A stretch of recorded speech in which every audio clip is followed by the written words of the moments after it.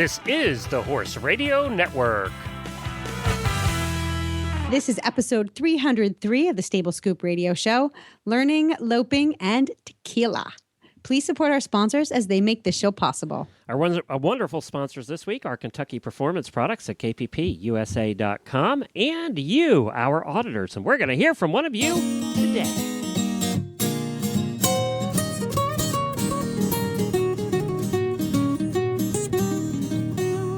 Welcome to the Stable Scoop, with weekly shows delivered right to you. With Helena and Glenn the Geek, live from the stable, it's every week. They'll bring you the news through hail or high water, while using their tails as their own fly swatters. So sit on down and laugh till you poop, cause it's time again for the Stable Scoop. Stable Scoop. The Stable Scoop. Stable Scoop. This is Glenn the Geek. And this is Helena B. And you're listening to the Stable Scoop Radio Show on the Horse Radio Network. You may also be listening to my cat, Gino, who's sitting on my lap with his face Is that the buried purring in I heard? Yeah, did you really hear it? I heard some purring, yes. He's a bugger. He will not stay away from the microphone when I'm on Stable Scoop. He's a ham is what he is. I have a big red fuzzy microphone. Do I have to pay him too now? It's covered in orange cat hair. So if you hear some strange sounds, that would be Gino. He's not part of a union, is he? I'm not interested. He is. Well, you know what happens is he is part of a union because somebody somewhere along the way dropped off a bunch of cats, because now I have all kinds of cats around my property, the farm. So my desk is right up. There's a window to the outdoors, and Gino comes right up to the window when he wants to come in, and he licks it or puts his paws on it, like, let me in, let me in. And he'll keep throwing himself against the window until you let him in. And then you let him in, and he comes right for the microphone. That's annoying at 2 a.m, isn't it? No, he only does it when I'm on Scoop. Oh.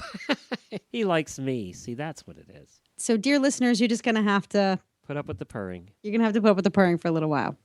But we have some other things besides purring on today's show. We got a lot of guests on today's show. We have coming up, we have our first auditor review. Remember, we talked about our quote-unquote membership or auditor program, whereas for as little as $1 a month, you can become an auditor. Well, those people get to review products and books for us.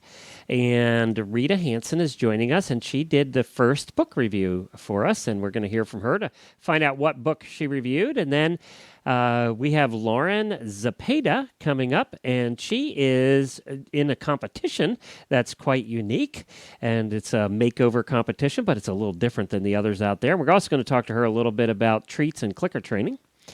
And then coming up later on in the show, I have a special, and I think Helena thought I was a little wacky with this one, but I have a special Tack and Habit segment that we're going to talk to about a non-horse type product. But you're going to love the accent of the person we're talking to. And that's all coming up on today's show. So let's get started. First out of the gate is our auditor, Rita Hansen of Glen Rock, Pennsylvania. She is one of the HRN official auditors, and she did a review of a book called The Littlest Racehorse by Alan Jules. So let's take a listen to what she has to say about this book. Well, hi, Rita. You're our first auditor on the show, doing a review of a book, and as part of our new auditor program. So thank you so much for agreeing to do this. Oh, you're welcome. I'm always up for a good book, so this was great to get a suggestion. Well, you reviewed a book called The Littlest Racehorse by Alan Jules. So tell us about The Littlest Racehorse. Well, it's, I guess to start out by saying that it's not all horse book. You know, despite the cover and the title of the book, which I love. I mean, it's a very engaging looking book. You want to pick it up. You don't actually meet the racehorse till about halfway through the book. So it's a lot more than just a horse book. As a horse person, I really enjoyed it. The horse aspects of the book are very true. You know, the lingo is good, and, you know, the worst thing is to read a horse book and you find errors that they don't know what a halter and a bridle are, right. Exactly. Yeah, exactly. But the book itself is, first of all, it's very long.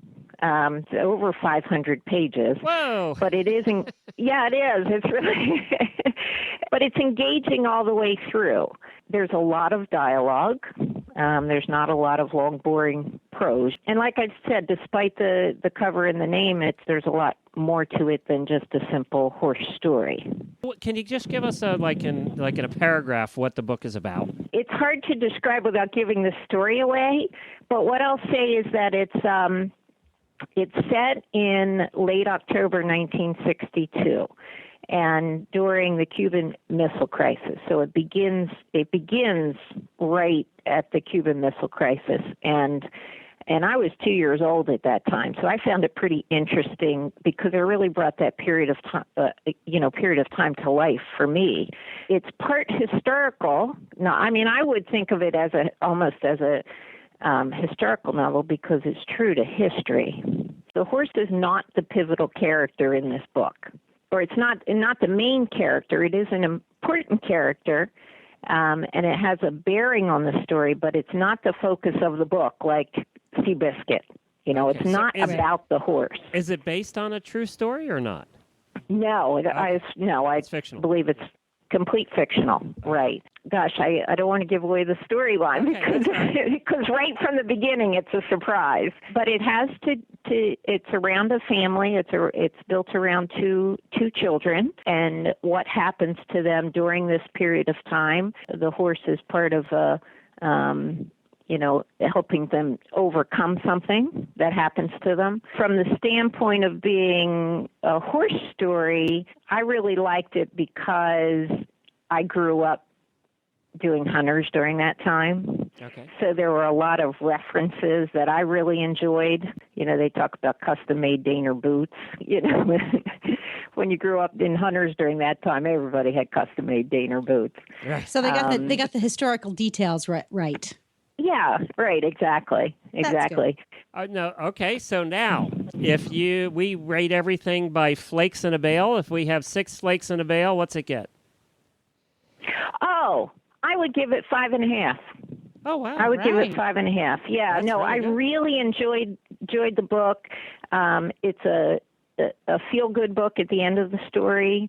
There's no sex, no violence, no bad language. So if you like that kind of thing, Glenn, you probably will like the book. Jeez. Oh, look who she picked out. You could have said Helena. Yeah. Hey, But, if the shoe fits, buddy. Yeah. But, I'd soon give it to a 14-year-old as a 70-year-old. It's called The Littlest Racehorse by A. Allen Jewell, and we will post a link to that on our show notes page at stablescoop.com. Also put it on Facebook.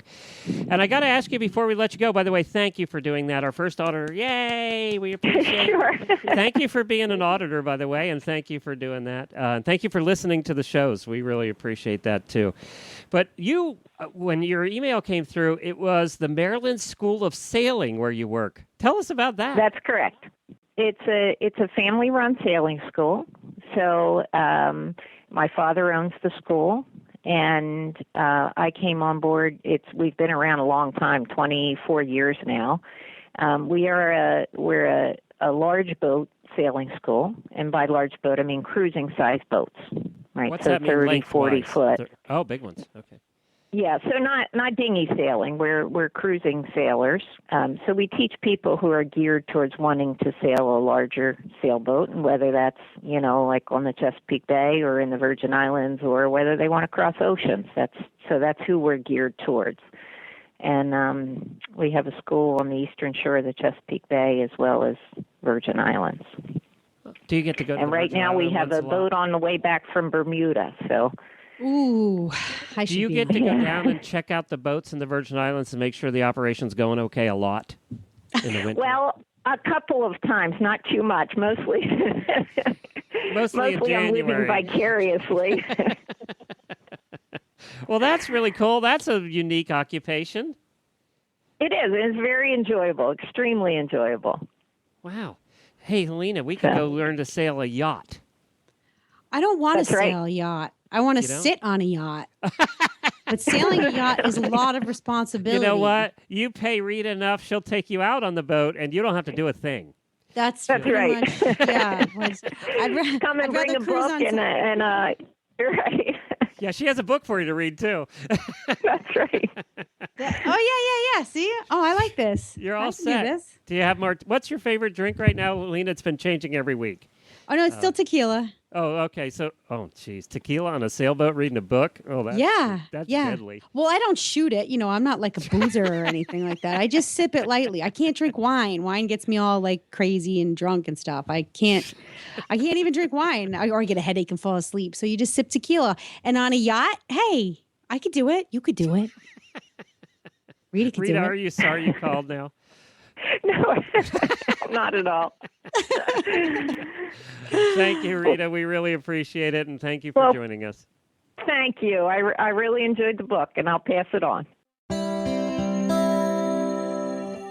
This Nutrition Minute is brought to you by Kentucky Performance Products, the company that simplifies your search for research-proven nutritional supplements at kppusa.com. If you've ever had a horse with diarrhea, you know what a frustrating problem it can be. Finding an ingredient that works to dry up the diarrhea becomes a high priority. It turns out that researchers have found one, a yeast called Saccharomyces boulardii. It has been proven to improve and halt episodes of diarrhea. It supplies specific nutrients to the lining of the small and large intestines, and these nutrients promote healing of irritated tissues.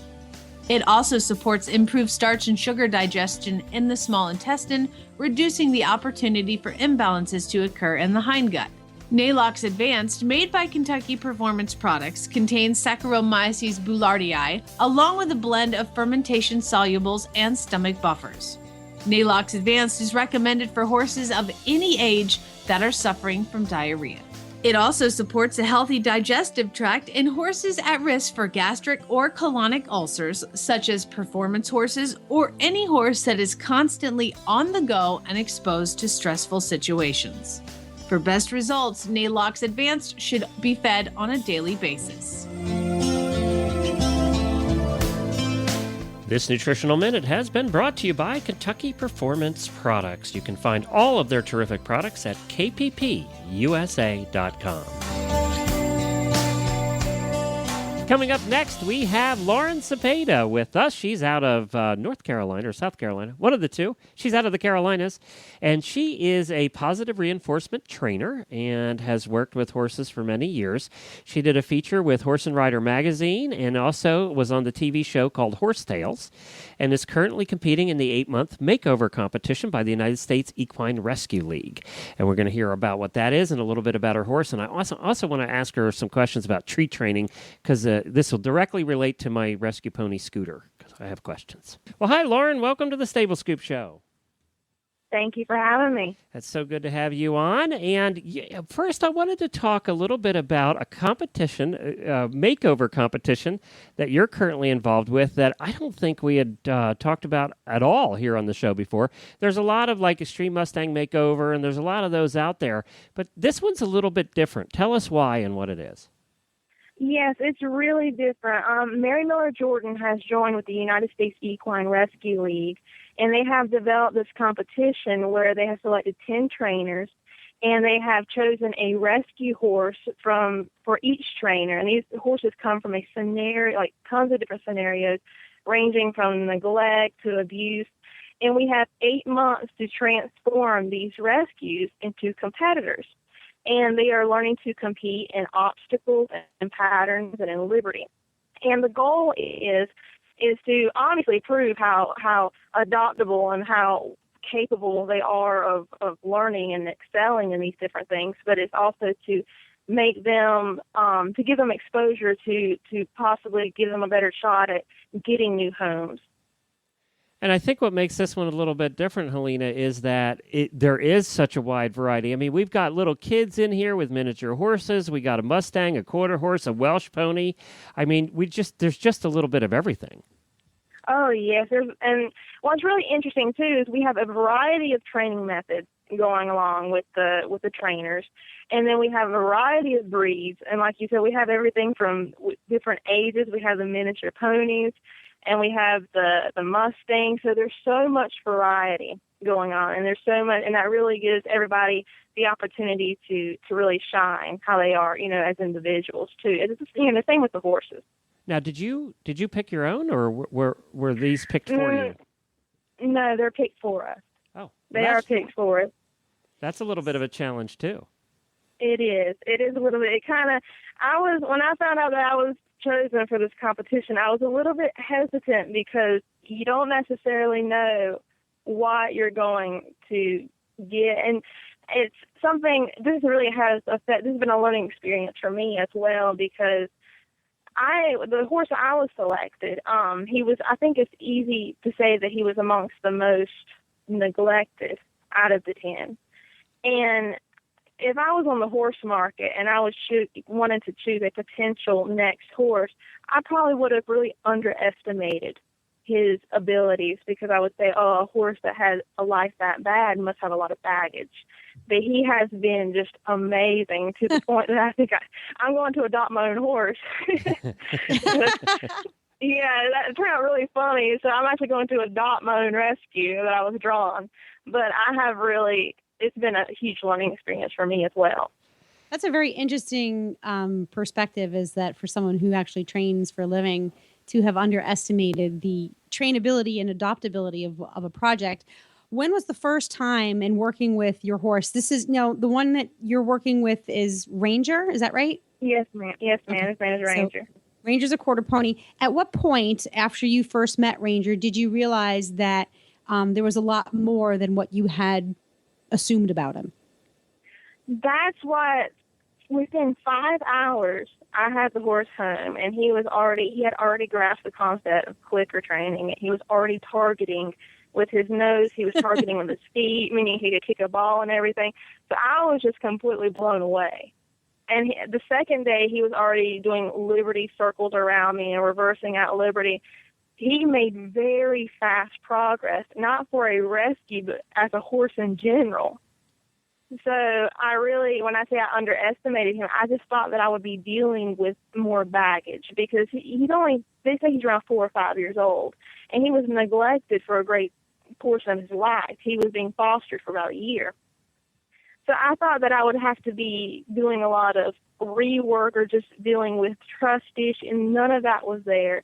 I think, if anything, him being neglected the way he was, maybe he appreciates life a little more, and he just seems so appreciative. He's so outgoing, so he's been a breeze to train.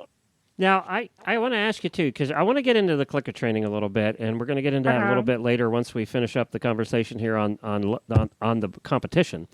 I have a rescue pony, too, and it was starved and almost dead when we got him and stuff, a little hackney. And we use him for driving now. But one of the things, he was obsessed with food, obviously, because he was starved. I mean, he didn't have any. And we don't know how long he'd been starved. We think quite a while. So he still has that food obsession. So I have to be very careful. Like, when we first started training him, we were using treats and, treat training him. And that was a mistake, because he just was obsessed by it. So now we don't use treats at all during the training process, and he only gets a treat when he's done and I put him out in the field or in his stall. Then I give him the treat. But we will not do it at all during the training process because of that. Is that something that you've seen with the rescues, especially starved ones? It varies from horse to horse. And Ranger in particular was starved, and he is very food motivated. Glenn, have you seen the picture of Ranger on her website? Yeah, I'm going there right now, actually. Yeah, be careful. Oh, okay. It was very, very severe. It was very severe. Yeah. So and I can see how food would be an issue, or could be an issue, for a horse that was that severely neglected. Right. But he is, so obviously he is very food motivated. But he actually, the thing with mugging, now clicker training is a tool. And I think that horses are individuals just like people, and it's just another tool that you can add to your toolbox of horsemanship, and you can pick and choose whether or not it's going to work for you. But mugging, or horses being aggressive, or does it promote biting, that's something that a lot of people worry about and they battle with.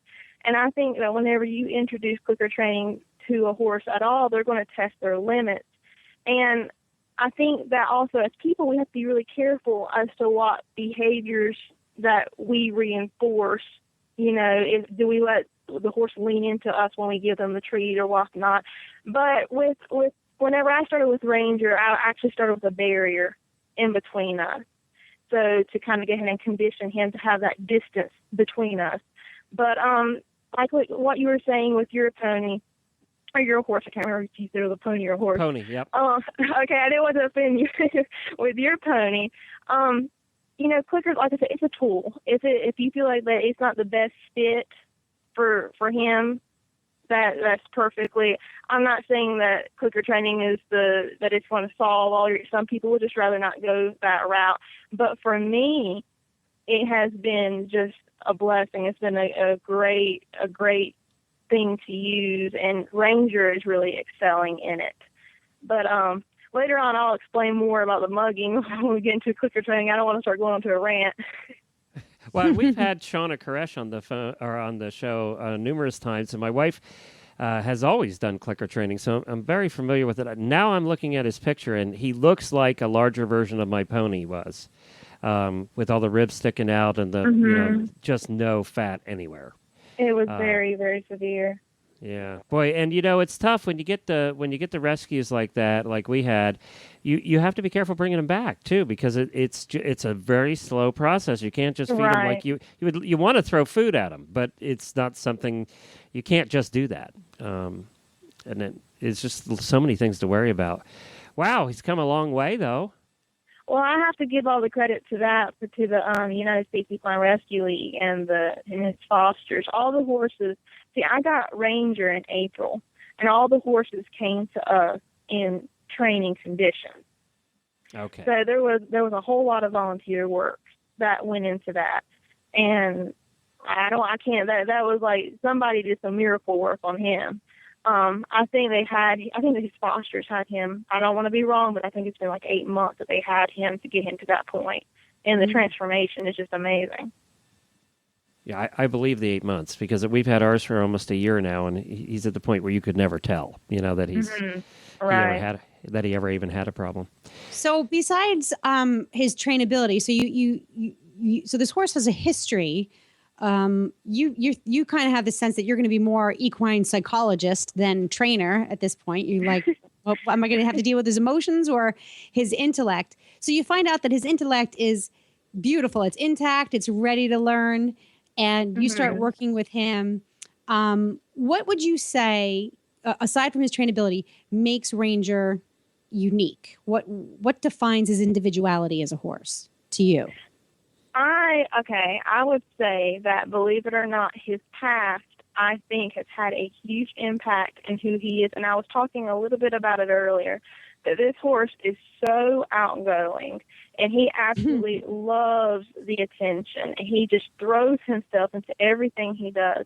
And I believe that's something that has developed because he was actually neglected at one point. I think that he went without that, and I think he has an appreciation for it in a way that a horse that has always had that doesn't have. So I think Ranger actually just has this appreciation for life and just this willingness about him that, I see it a lot, but I don't see it in as many horses, or not the way I see it in Ranger. Now, what will happen next? So you have the horses for how long? We have them for 8 months. So we'll have a final show in November. Now, see, I have a show this weekend with Ranger, actually, but there are a series of dates. I believe there's 4 dates total, and we call it the LOPE shows, the Liberty Obstacle Pattern Event. And we're required to go to 4 of them, and then there's a final in November. And then they'll have a winner, and then after that point, the horses are available to adoption to the public. And what will you do in the show? Well, we all show on a green level because the horses, they're green. There hasn't been that much training. We will do an obstacle class which is basically like trail obstacle. Yep. And we'll do a pattern class. And then we'll do a Liberty class, which is really unique, and I haven't seen many shows that are doing that. And it's whenever they let you go in an arena or like a round pen, and you let the horse go, and the horse has to follow, has to mirror the handler while the announcer gives you certain instruction. It's really, really unique, and I really like it because I'm into that kind of stuff a lot. And but the competition is separated in two divisions. There's an in-hand division and there's a riding division. So there's 10 trainers, and 5 of us actually have in-hand horses, and 5 of us have riding horses. The miniature ponies that everybody thinks are so cute, they're in the in-hand, so they're actually competing with me. And then they have yeah, I do have it tough, right? I have to compete against the cuteness. And then the bigger horses, or the riding horses, they're going to be in the riding division. Okay, so that is a little bit different than the way some of the others do it. Yes, it's very unique. Well, I think this is a lot of fun. The website for checking out the competition is golope.com. Mm-hmm. That's where you can find all the details about that and all the different events that are coming up and everything. And Lope is, the Rescue League has done good work over the years, and I think it's great. I think it's a lot of fun. I think the team idea of having the different teams at different ages and different kinds of horses is absolutely perfect. I think that adds a lot of variety instead of looking at 20 Mustangs or 20 quarter horses. I think that's great. Now, I want to talk to you before we run out of time a little bit. Clicker training. Our audience has clicker training because we've had Shauna on before, but something's come up recently, and I wanted to bring it up with you and see what you thought. Okay. There are the national trainers, and we even have a show on the network here that they talk about this.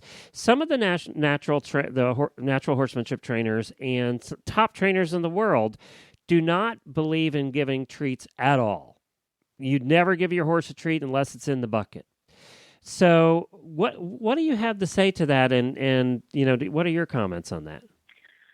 I'm guessing that the reason that no one wants anybody feeding horses by hand is because maybe it's going to encourage the horse to mug or to invade space or to bite or something along those lines.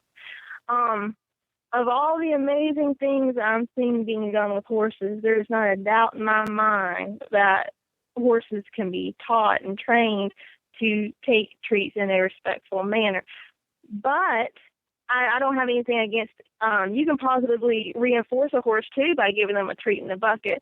But is there really an issue with feeding a horse by hand? I think you can train a horse to be respectful. As positive reinforcement as a training method, of course you can. I don't think they're challenging that. Of course, I think you can get results from clicker training and positively reinforcing. But you're just asking if I find what's my response to just feeding the treat by hand or feeding the treats in general, or feeding treats in general and never doing it. And I know when I say never, ever to Helena about anything, she has a cow. So am I wrong there, Helena? No. I don't have a cow. I just maybe a little goat or lamb or something, but not a cow. No, it's because when anybody doesn't remain flexible and open, like Lauren was saying, clicker training is a tool. It's not the only tool, and food can be a tool. It's not the only tool. You just kind of have to watch for each situation, and if food becomes a problem, then you switch to something else. Right. But to say never do this or always do that just makes me a little leery of who's ever hawking that particular method. And I also think that as far as people saying that, the horse, he mugs or he becomes aggressive, I think that we have to be completely aware of what behaviors exactly are we reinforcing. Something I see a lot is somebody will click and they'll have the treat in their right hand and they'll have the horse standing to their left, and they allow that horse to almost hug them to give them that treat. And the person doesn't acknowledge it at the time. But actually what they're reinforcing is that horse invading their space. And they think it's cute when they want it. Exactly. Right, exactly. And they're not even, and we do it not even being aware of what we're reinforcing. But then all of a sudden, whenever we stand beside our horse and our horse is reaching over our bodies, shaking out our right hand, it's because we've actually been reinforcing that the whole time. You can train a horse to station on a pedestal away from you, or like I said, you can start a horse with clicker training in a stall to go ahead and condition his mind that that isn't going to give him any profit by mugging you or anything else. But I think that whenever you introduce a new concept to a horse in general, he's going to test his limits. He's going to do anything he can to try to find the right answer. And this is just another obstacle that you're going to face when introducing clicker training. The same how when introducing a saddle, the horse may buck. Anything you do, there's going to be some little bump of the road that you're going to have to approach and handle it in some shape or form. But I believe that, horses are very intelligent, and you can train a horse to be respectful with a treat. I've seen some amazing things done. But if treats is not the way that you want to go, and you do not feel comfortable or you do not feel safe, and safety is always the number one priority, with a horse sniffing you over or something like that, then just don't go that route and find, like I said, the last thing I want to do is make people feel like this is the only way to do it, because there is tons of different ways, and different ways work with different horses. So maybe, some horses get overly too food motivated. Some horses may even get frustrated because they're just so impatient. For a horse like that might not be the best way to go about it. So there's just a variety of personalities and a variety of people, and this is just one option. That's the reason we changed the way we were doing things with the pony, is because of what he just was so obsessed, and I'm sure that had a lot to do with being starved and eating bark off of trees for lunch. So I'm sure that had a lot to do with it. We just had to change the way we were treating him. Now we have to be completely done, and we're he gets a treat because he's cute in the field, and that's the reason.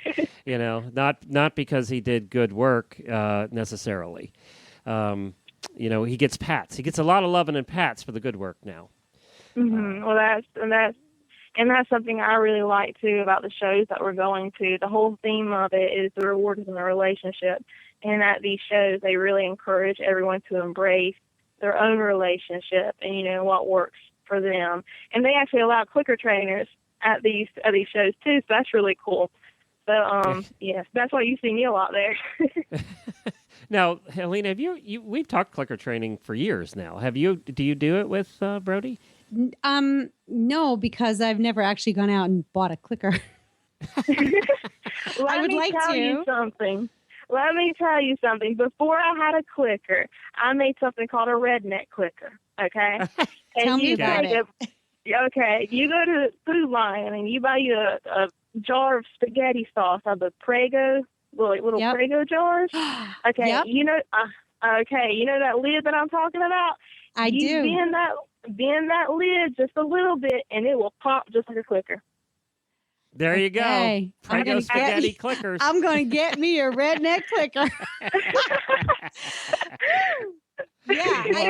I've tried to.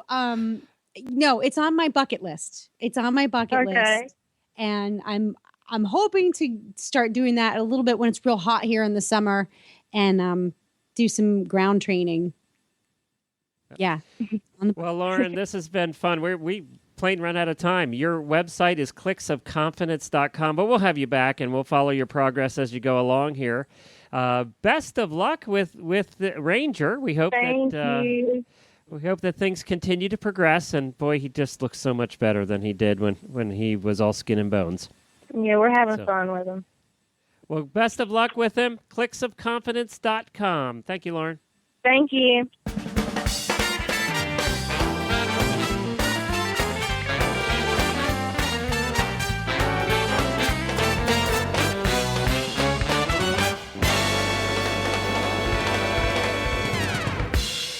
Coming up next is the Tack and Habit segment, and this particular segment is sponsored by Sparkle and Boom. You can find us online at sparkleandboom.com. New media marketing for small businesses of all kinds, but we do specialize in equestrian businesses. That's sparkleandboom.com. Today's Tack and Habit segment is a little bit different. It's not a horsey product, but it's something that my wife and I absolutely love. And we know that you all out there are podcast listeners. And, actually in the morning show the other day, we read the 15 signs that you're addicted to podcasts. And at the end of every one of them, Jennifer ended with, and there's nothing wrong with that. And we don't believe there's anything wrong to being addicted with podcasts, do we, Helena? We think nothing. It's a wonderful thing.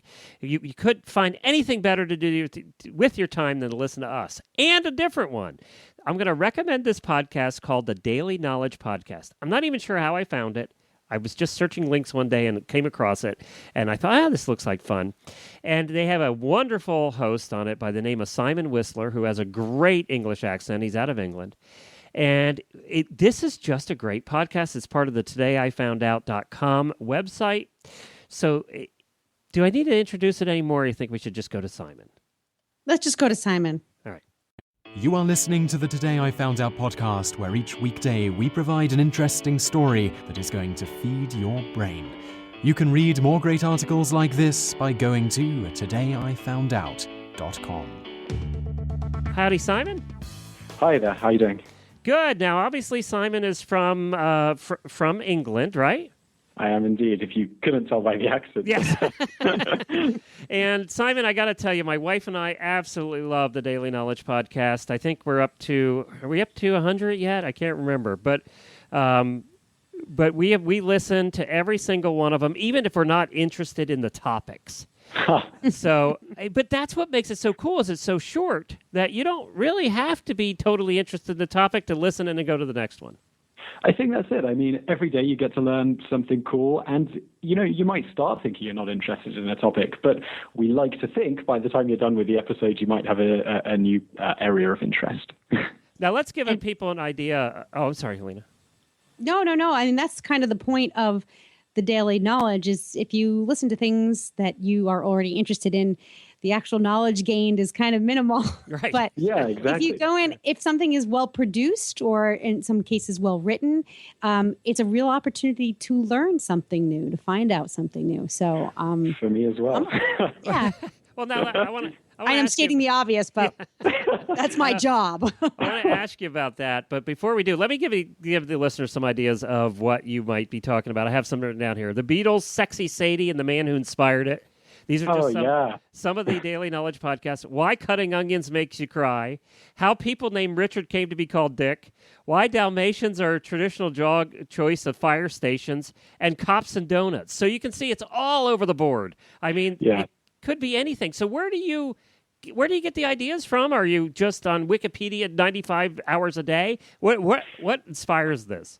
A lot of time on Wikipedia, but I think it's you kind of go about your daily lives, and after a while you get used to thinking, that would be interesting, or you kind of read an existing article on a topic and come around to think, but what about that? And you write them down and go from there, really. It's very well produced. Obviously, you write it out because it's very well done, and you're an excellent host. Were you in radio or something before? Fantasies of radio, but no such glory. Oh, he sounds like us, Helena. Exactly. Hey, you make your own podcast destiny. Internet radio, right? That's right. So how did you get connected with this organization? Now, I'm forgive me because I had not heard about the Daily Knowledge podcast until Glenn introduced me to it. But it's part of the Today I Found Out group or organization. What is Today I Found Out? Today I found out this is Davin's site, his creation, but it's a site that kind of has the same objective as the podcast, to give you a piece of knowledge around a topic every day. On the website, it's obviously in text form as well as a lot of images. And with the podcast, that's just kind of an outgrowth of that into online radio. I love some of the articles on there too, Helena, like caffeine does not stunt your growth, and what causes aftertaste. Whoever thought about that? I mean, I do. I think about that. I think about stuff like that. You start picking up on them. I've got a topic for you. Here's one. Okay, I came up with this when I was like 14, and no one's ever been able to answer it. Here we go. You want to wiki something? This will take you like a month. Okay. If you have if all whole numbers can be divided infinitely, right? You can essentially there's an infinite amount of numbers. So if you can take any number, let's say the number 2, and divide it into 1 plus 1 and then a half plus a half, you can do that infinitely. So if you take that concept and you apply it to time, so for example, 1 second, and you divide that into half a second and then a quarter of a second and so on infinitely, does time ever really pass? Does anything ever really happen? It's very philosophical. Yeah, boy, that was deep for you, Alina. I'm like shocked over here. But you know what? You're going to go away thinking about it. I bet you.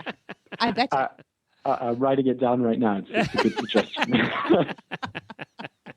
Yeah, you really do pick up on these things.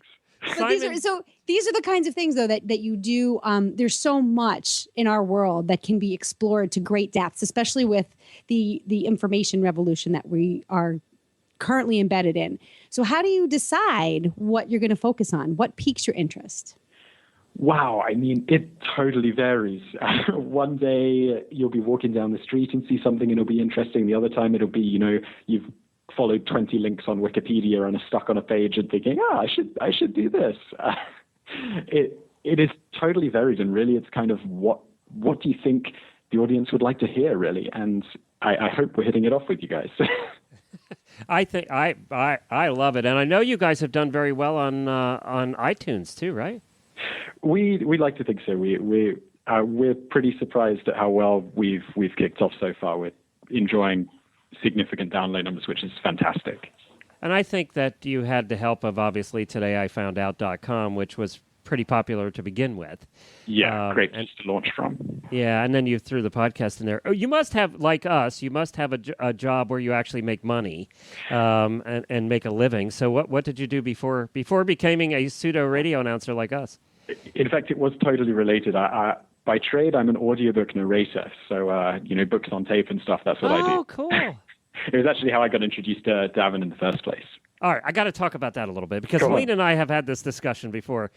Is it boring or is it fun to do? Do you sit at a mic for 12 hours a day as an audiobook? How does that work? Well, it's like if you're reading a book that's boring, it's boring. If you're reading a book that's interesting, you have a good time. However, you could have a really interesting book that is a real struggle to read if it uses words that you don't know how to pronounce, which is a shockingly high number, I found out. And all sorts of stuff. Then it could be a great book, but a challenge to read, and that's when you're stuck at the microphone for 12 hours. And what do you have? Do you get up and make yourself some tea? How do you keep your throat lubed? Well, I like tea. Some people like stronger stuff. Depends how boring the book is. Right. This is the Tequila series. No, it's generally a lot of good fun. Now, do you have a producer, or is it just you at a microphone? I got a chap who does my editing, but I kind of prefer to do the production myself.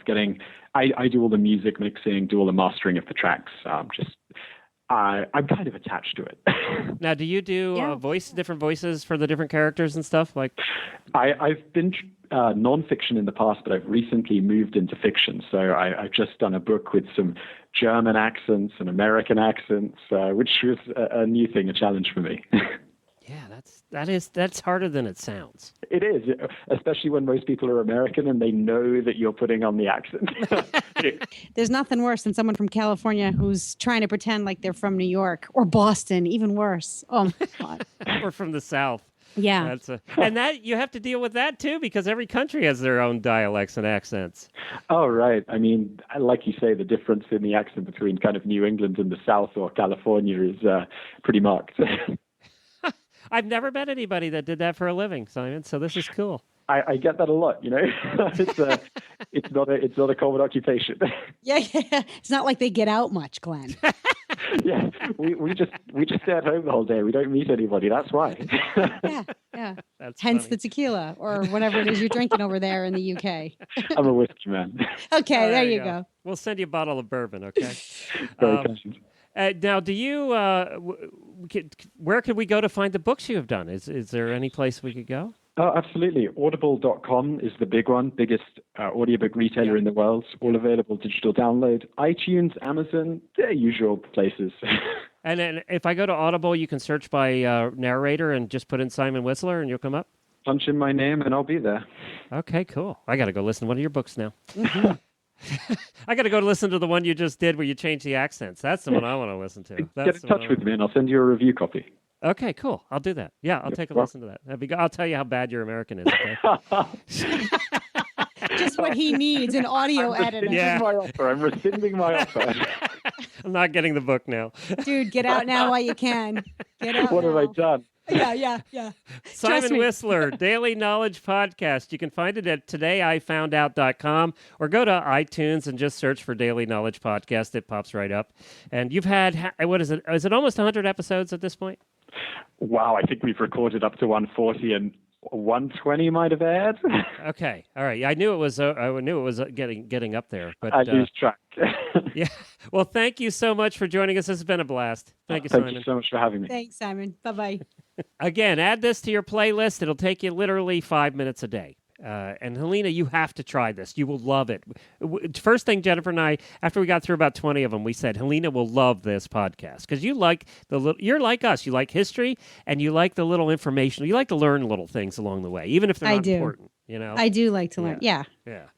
You're going to love it because I know Horse Tip Daily is one of your favorite podcasts that we do. So you'll definitely like Daily Knowledge Podcast. Add it to your playlist. Well, that's it for this week, everybody. We have to get out of here. Speaking of playlists, you can find all of ours on our app. Just iOS or Android App Store. Search for Horse Radio Network. You'll find the Stable Scoop show on there as well as all the other shows. So hop on there and you'll locate us there. It's simple and it's easy and it's a free way to listen. And also be sure to log on to stablescoop.com for all the links to all our guests and everything we talk about. We pretty much put a link to on stablescoop.com. And Helena can be found at? You can find me online at sparklandboom.com or just go to Stable Scoop on Facebook. I'm always hanging out there. And you also do a different Facebook page? I do. One of my labors of love, the labor of love, besides my child, is chasing a fox in a little black dress. Absolutely adore it.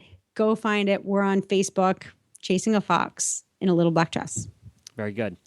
That's it for this week, Helena. There will be more next week. Until then, happy scooping.